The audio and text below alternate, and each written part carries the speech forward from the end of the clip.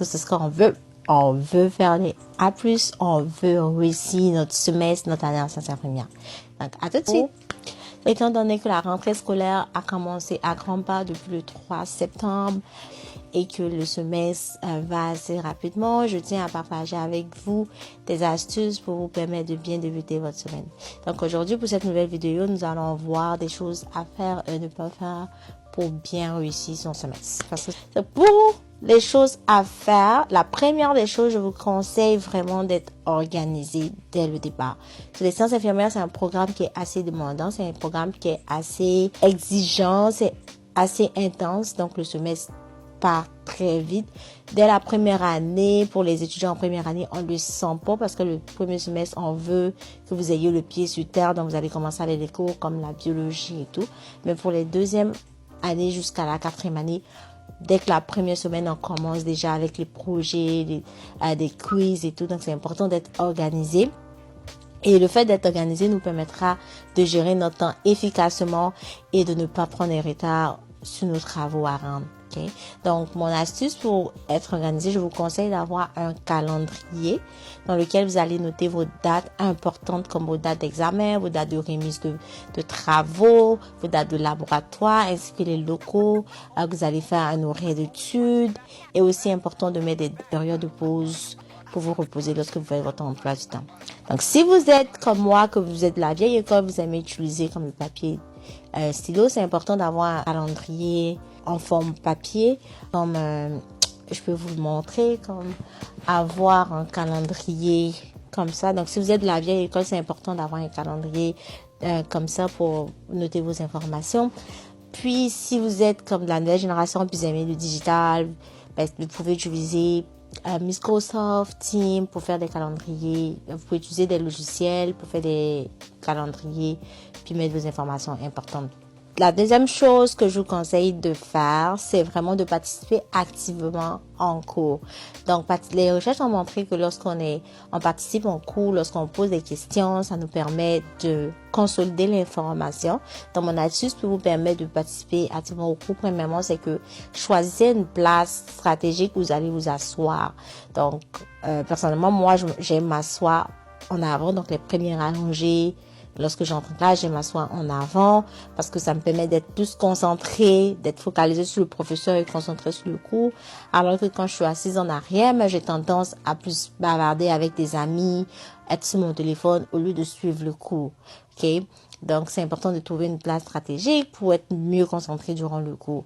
Aussi, je vous encourage de poser des questions, right? Soyez actifs, posez des questions. Il y a pas de question qui est bête. So, plus vous posez des questions, plus ça vous permet de bien comprendre la matière, puis de la consolider dans votre tête. Et aussi, c'est important de prendre des notes, right? So, prendre des notes, si vous êtes papier, bic encore, vous pouvez imprimer vos diapos la journée avant d'aller dans vos cours. Vous pouvez lire rapidement vos diapos, puis aussi quand pendant les cours, suivre avec le professeur puis écrire sur les diapos, prendre des notes à la main. Là, si vous êtes de l'ordinateur, vous envoyez votre ordinateur en classe, puis vous ouvrez votre PowerPoint pendant que le professeur parle, vous prenez les notes sur chaque PowerPoint que le professeur va aller en détail. La troisième chose que je conseille de faire, c'est vraiment de trouver un endroit pour étudier. Donc, on s'entend qu'on veut faire de bonnes notes, donc on doit être concentré. Donc, c'est important d'avoir un endroit qui est calme, puis qui nous permet de nous concentrer facilement. Donc, si vous êtes une personne qui aime sortir de votre maison pour aller étudier, comme moi, j'aime aller à la bibliothèque, vous pouvez aller à la bibliothèque, passer vos journées, étudier à la bibliothèque. Moi, j'aime aller à la bibliothèque parce que ça me permet d'être concentrée. Quand j'arrive à la bibliothèque, je vois que tout le monde est en train d'étudier. L'environnement me stimule à étudier. Si vous aimez rester chez vous à la maison, vous pouvez aménager un endroit qui vous permet d'étudier, comme soit dans votre salon ou au sous-sol. Donc, aménager un petit bureau qui vous permet d'étudier. La quatrième chose que je vous conseille de faire, c'est vraiment de créer un réseau de soutien.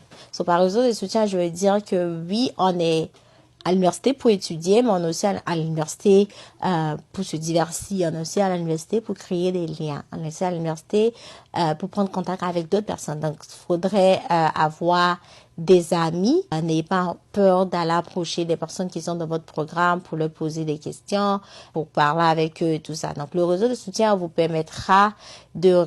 Le clavier, là, me dérange. Notre soutien vous permettra de tisser des liens avec votre ami, créer des opportunités pour comme s'il y a comme des travaux de groupe, ben vous parlez déjà avec cette personne-là et c'est plus facile quand ça vient aux travaux de groupe de demander si la personne est déjà en équipe avec une personne pour un tel projet dans tel cours. Sinon, vous pouvez travailler avec la personne. Aussi, créer des amis, ça vous permet de avoir un soutien émotionnel de la part de vos amis. Donc, on s'entend que c'est des personnes qui sont dans le même domaine d'études que vous, donc qui passent à travers les mêmes difficultés, les mêmes challenges que vous. Donc, vous pouvez vous encourager entre vous autres. Donc, c'est très important de créer ce réseau de soutien. Et aussi, avoir des amis dans votre programme, c'est aussi une opportunité pour former des groupes d'études. Mais quand ça vient au groupe d'études, il faudrait être un peu vigilant sur le type de groupe d'études qu'on va former. On s'entend qu'on veut avoir des bonnes notes, on s'entend qu'on veut réussir. Donc, votre groupe d'études, c'est vraiment important. Donc, le groupe d'études peut avoir un impact positif sur votre apprentissage. C'est important de viser un groupe d'études où l'entraide est partie intégrante du groupe, d'être dans un groupe d'études où je n'ai pas peur, où je ne me sens pas stupide d'aller poser une question à une amie parce que elle n'a pas forcément la réponse, mais je sais qu'elle peut m'expliquer de sa manière, puis pour me réorienter sur la voie. C'est important d'être dans un groupe d'études où on ne se compare pas, dans un groupe d'études où il y a une personne qui se sent plus intelligente que l'autre, puis une autre personne qui se sent moins intelligente que l'autre. C'est important d'être dans un groupe d'études où on n'est pas tout le temps en train de causer, divaguer. Par exemple, si on est dans un groupe d'études que lorsqu'on se rencontre pour étudier, au lieu d'étudier, si par exemple on est dans un groupe d'études on programme étudier telle matière ou faire travailler sur tel projet aujourd'hui, mais lorsqu'on arrive là, on se prend à passer 4 heures, 5 heures de temps à parler de nos projets personnels, de nos fins de semaine, des voyages qu'on a fait.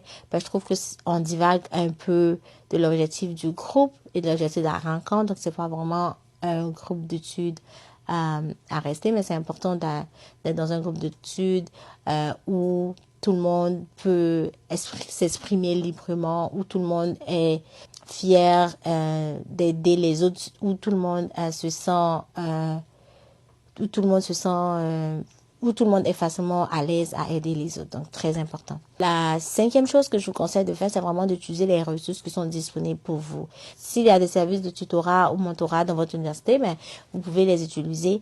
C'est aussi important d'utiliser le service de bibliothécaire parce que quand ça vient à des projets en sciences infirmières, on note le contenu du projet, et on note la forme du projet. Sur la forme du projet, ça concerne tout ce qui est APA, référence, comment est-ce que vous citez les auteurs dans vos travaux et tout ça. Donc, à l'université, chaque faculté a un bibliothécaire qui est assigné à la faculté.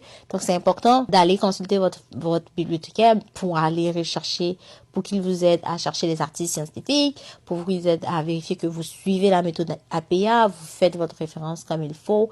C'est important d'utiliser les services à l'apprentissage. Si vous avez un trouble d'apprentissage, ils sont disponibles pour vous. Ils vont vous fournir des accommodations. Ils vont aussi envoyer des lettres au professeur pour vous aviser que tel étudiant a tel trouble. Puis ils vont prendre des dispositifs qu'il faut pour vous aider à bien réussir votre aussi, je vous encourage à célébrer chaque petite victoire. Donc, on s'entend que c'est pas facile de garder une cadence d'études de septembre à décembre parce que la première session commence en septembre, puis elle finit en mi ou 22, 23 décembre. Donc, c'est pas facile de garder une cadence d'études. Et on sent que les sciences infirmières sont assez stressantes, donc avec les stages et tout ça. Donc, c'est important lorsque vous faites bien dans un examen de vous reposer, de sortir, de célébrer les petits victoires que vous avez fait. Ça vous permet de vous encourager et puis de revenir plus forte. Okay. Pour les choses à ne pas faire pour bien réussir son semestre, premièrement, je vous conseille de ne pas négliger le self-care. Donc, c'est très important de prendre soin de soi. J'ai dit au début de la vidéo que les sciences infirmières, c'est un programme qui est assez demandant. C'est demandant physiquement, c'est demandant mentalement. Donc, ça peut créer une fatigue, ça peut créer un sentiment d'épuisement. Et pour remédier à ça, il y a vraiment comme le meilleur remède, c'est de prendre des pauses là, comme donc prendre du temps pour soi, sortir, comme faire quelque chose autre que étudier. Donc lorsque vous faites votre agenda là, c'est important de mettre des périodes où soit vous allez à la gym, ou soit vous allez comme juste aller au restaurant avec des amis, ou soit vous-même. Deuxième des choses à ne pas faire, c'est de commencer nos travaux en retard. J'ai dit, le semestre c'est comme assez rapide, là. Déjà, on a déjà des projets à rendre, on a des quiz à la semaine prochaine, right? Donc, le semestre commence assez rapidement. Disons que tu as un projet à rendre le 1er octobre, mais tu ne vas pas attendre le 26 septembre pour commencer ton projet. Donc, commence ton projet maintenant parce que ça te permet d'avoir du temps pour poser des questions à la professeure ou au tuteur ou à l'assistant professeur et que tu puisses travailler sur ton projet. Ça te permet d'aller voir le bibliothécaire, chercher les articles qu'il faut. Ça te permet aussi de voir, est-ce que je trouve beaucoup d'articles scientifiques sur ce projet? Sinon, est-ce que je change de projet? Donc, si tu commences plus tôt, c'est plus avantageux pour toi en termes de réussite de ton projet. Aussi, c'est important d'éviter de procrastiner. On est humain, on sait que des fois on programme de faire des choses puis on ne les fait pas. Mais c'est vraiment important d'avoir une discipline, d'être vraiment discipliné, d'être strict pour nos études quand on est dans le domaine de la santé. Donc, pour un astuce que je te donne pour éviter de trop procrastiner, c'est de te faire une to-do list, donc une liste de tâches à faire. Disons que aujourd'hui, je veux étudier la santé mentale, je veux étudier la pédiatrie ou la maternité. Donc, je me fais une liste des cours que je vais étudier, puis j'essaie de passer à travers. Donc, j'ai 3 cours que je vais étudier. Si j'ai fait comme 2 chapitres dans chaque cours, alors que j'avais prévu faire 3, je suis comme rendu à 80% de ma to-do list ou à 90% de ma to-do list. Parce que j'ai quand même fait beaucoup, ok? Donc, se fait une liste, puis lorsqu'on fait une tâche, on accomplit une tâche, on juste raye la tâche de notre liste, puis on voit qu'est-ce qu'on reste à faire. La troisième chose que je vous déconseille de faire, c'est d'hésiter d'aller chercher de l'aide. Comme je l'ai dit, c'est important d'utiliser les ressources. Donc, allez poser vos questions. Les professeurs sont là pour vous. Ils ont des heures de consultation. En dehors des heures de consultation, si vous avez d'autres cours que ça marche pas avec les heures de consultation des professeurs, vous pouvez toujours les envoyer un courriel pour dire j'aimerais vous rencontrer sur Teams ou en personne, puis donner vos disponibilités, puis vous faire un rendez-vous avec le prof pour lui parler. Donc, posez vos questions. Allez, si vous n'avez pas compris une partie de ce que le professeur a posé, c'est le moment d'aller le voir. N'attendez pas après l'examen pour aller voir le professeur. Aussi, si vous faites un examen que, par exemple, vous n'avez pas bien reçu votre examen, c'est un signe que peut-être ma méthode d'étude que j'utilise ne fonctionne pas. Il faudrait que je la change pour pouvoir remonter la pente. Donc, il y a le service à l'apprentissage encore qui est là, avec des spécialistes qui vont vous aider à trouver une méthode d'étude qui est propre à vous, qui vont vous aider à faire votre horaire pour pouvoir mieux étudier puis maximiser votre chance de réussir. Aussi, la 4e chose que je vous déconseille de faire, c'est de se comparer aux gens. Il ne faut pas absolument se comparer aux autres. Okay? Même si on est dans un groupe d'études, même si on marche avec des amis, on ne doit jamais se comparer avec les autres parce que chaque personne a un parcours propre à lui, chaque personne a un rythme d'études propre à lui, a ses propres défis. C'est pas parce que j'ai fait 90 sur un examen que je suis plus intelligente que toi si tu as fait moins que ça.